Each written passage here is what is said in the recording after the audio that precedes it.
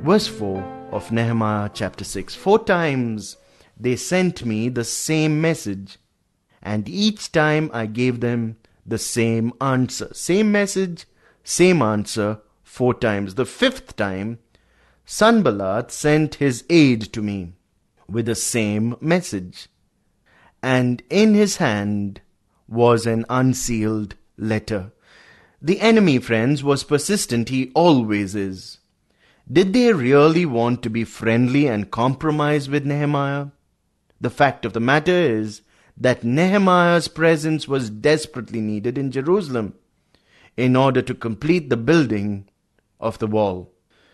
The letter from the enemy was couched in very polite language, but it was a hook, friends. A hook with a bait on it. Notice that it contained a threat. Verse 6 now. In which was written, in this letter was written, it is reported among the nations, and Geshem says it is true, that you and the Jews are plotting to revolt, and therefore you are building the wall. Moreover, according to these reports, you are about to become their king. This letter, accusing Nehemiah of attempting rebel against the nation of Persia and set up a separate state, was made public, either by being posted or by being read aloud. It was designed to discourage those who were working on the wall.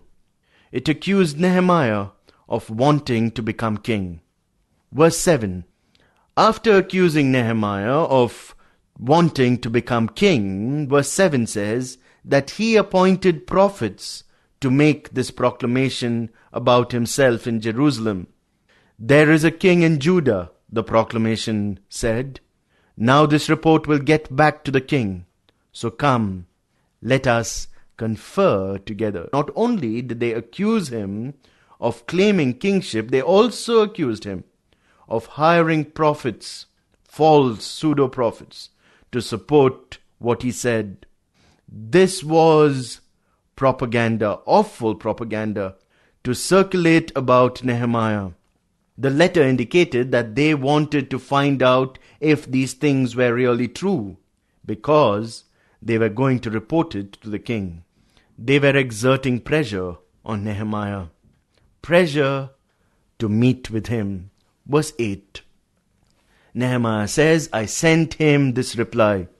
Nothing like what you are saying is happening. Just making it up out of your own head. You are making up something that is not happening. Verse 8. Nehemiah's reaction to the enemy was, actually, you did not hear the things you are accusing me of. You made them up yourselves. Notice his transparent honesty and total boldness. If you read the whole book of Nehemiah, friends, in one sitting, and you seek to crystallize the whole of Nehemiah's life in one sentence, it would be this. Nehemiah, ears closed to man, heart open to God. That should be said of us. Our ears must be absolutely shut to all the threats and the schemes of man. But God speaks to the heart. God does not see as man sees. Man sees outward appearance. God sees the heart. God always speaks to the heart, unlike man who speaks to the ears. Keep your heart open to God. Verse 9. They were all trying to frighten us, thinking their hands will get too weak for the work, and it will not be completed. But I prayed, now strengthen my hands. In facing this problem, friends, what Nehemiah does in verse 9 is that he goes to the Lord. He says, the enemy is doing this to weaken me, to hinder your work through me. Lord, strengthen my hands. Verses 10 and 11. One day I went to the house of Shemaiah, son of Delilah, the son of Mehetabel, who was shut in at his home. Shemaiah said, let us meet in the house of God, inside the temple, and let us close the temple doors. because men are coming to kill you. By night they are coming to kill you.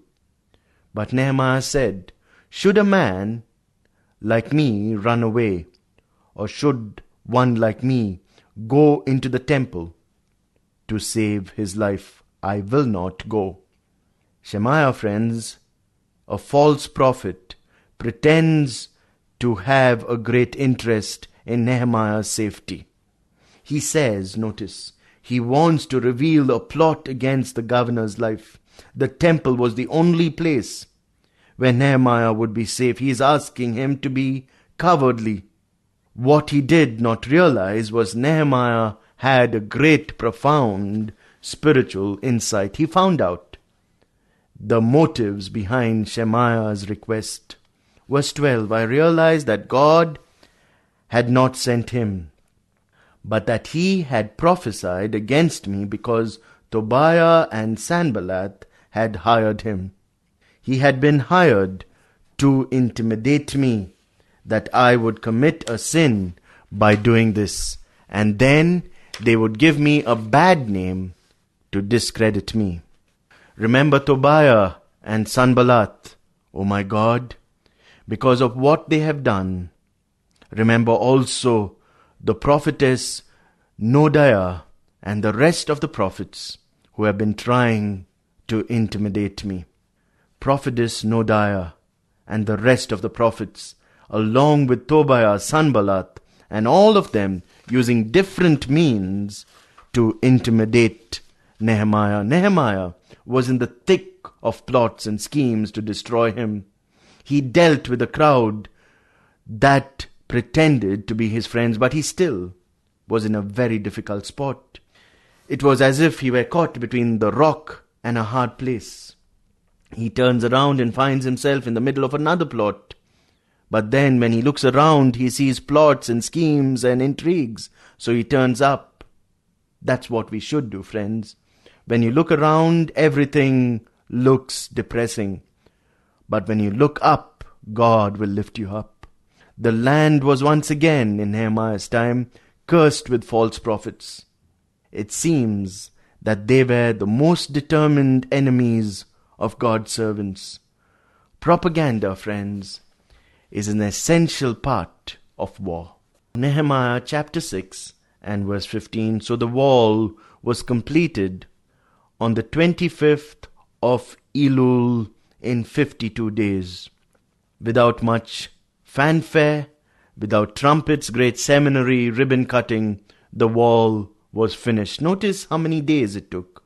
Just 52 days to build the whole wall without a gap. Actually, it is less than 2 months, 52 days. When all our enemies heard about this, all the surrounding nations were afraid. They lost their self-confidence because they realized that this work had been done with the help of our God. The work was finished, as we said, in 52 days. Only God could have done this through them. But even though the wall is now completed, you notice there is still lurking danger. Verses 17 onwards. Also in those days the nobles of Judah were sending many letters to Tobiah, and replies from Tobiah kept coming to them.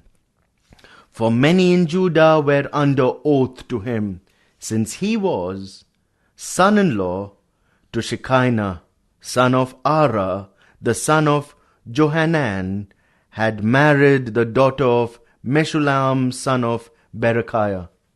Moreover, they kept reporting to me his good deeds, and then kept telling him what I said. And Tobiah sent letters to intimidate me. The enemy, friends, you notice in these verses, still persists in his opposition, circulating letters to nobles of Judah. Tobiah was evidently married to a daughter of one of the nobles, as we see here. Tobiah had contact right into the walls of Jerusalem, so that everything Nehemiah did or said was reported to Tobiah. Also, notice what it says, they kept reporting to me his good deeds. That is, these family members by marriage would come to Nehemiah and say, Nehemiah, it seems that you're too hard on Tobiah. He is a good man. Then they would begin to tell of his good works. They uttered my words to him. They were acting as liaison officers. Everything Nehemiah would say would go back to Tobiah.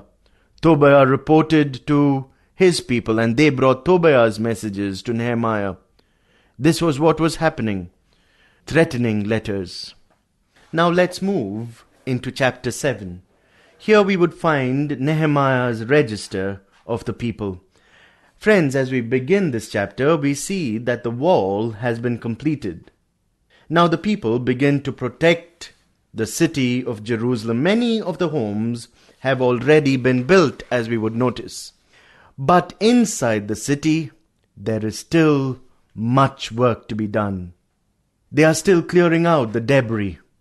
It is necessary to protect the city because the enemy, as we notice, has tried to thwart and hinder the rebuilding of the walls and would try to destroy the entire city. Verse 1 of chapter 7. After the wall had been rebuilt, and I had set the doors in place, the gatekeepers and the singers and the Levites were appointed. After the wall was finished, notice this expression, Nehemiah fixed the doors at the different gates, and then he appointed these men to protect the city. Gatekeepers were the ones who took care of the wall.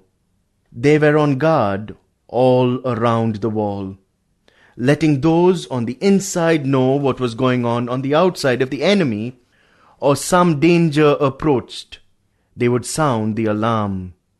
Friends, you notice, they watched both day and night, a 24-hour job. The standards for this job were high. But we will find that some of the rules that were set were not enforced as they should have been. Having gatekeepers, as we notice in verse 1, and singers made for a great city, but that was not all. Levites were also appointed to serve. Verse 2 now.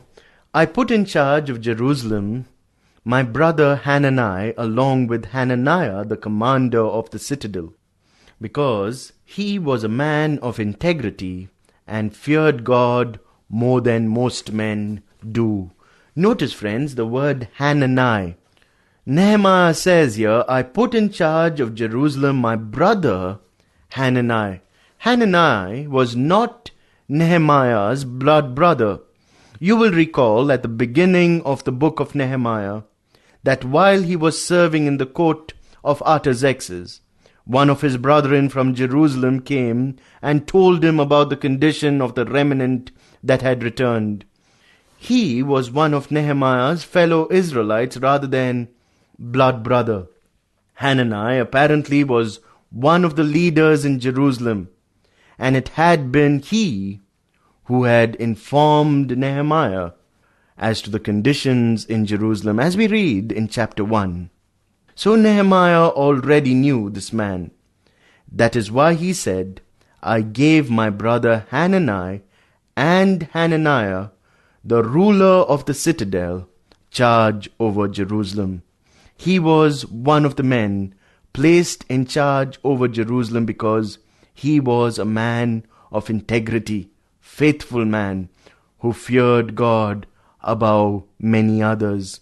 You know, friends, God rates faithfulness above all other virtues. If you're faithful, in God's eyes, you're great. Verse 3 now of Nehemiah 7. I said to them, the gates of Jerusalem are not to be opened until the sun is hot. While the gatekeepers are still on duty, have them shut the doors and bar them. Also appoint residents to Jerusalem as guards, some at their posts and some near their own houses. Notice, friends, the gates of Jerusalem are not to be opened until the sun is hot, maybe 12 o'clock. Then Nehemiah goes on to say, shut the doors and also bar them. Not just shut, but put a bar across the door. Also appoint residents of Jerusalem as guards, some at their posts and some near their own homes or houses. You see, friends, the entrance to the city was to be watched during the day. At night, when anything could happen, all were to maintain complete, absolute watchfulness. Each one was to watch at least his own household. Important spiritual lesson. God holds us responsible for at least our own household. As for me and my household, we will serve the Lord. Jesus said, "And what I say to you, I say to everyone, watch." Mark chapter 13, verse 37. That should be the attitude of each and every believer.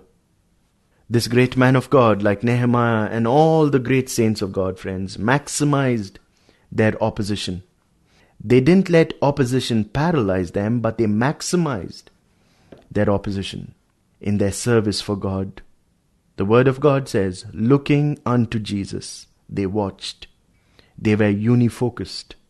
Success and victory comes the moment we stop looking around us at our enemy that intimidates us and start looking above us at our God who lifts us up.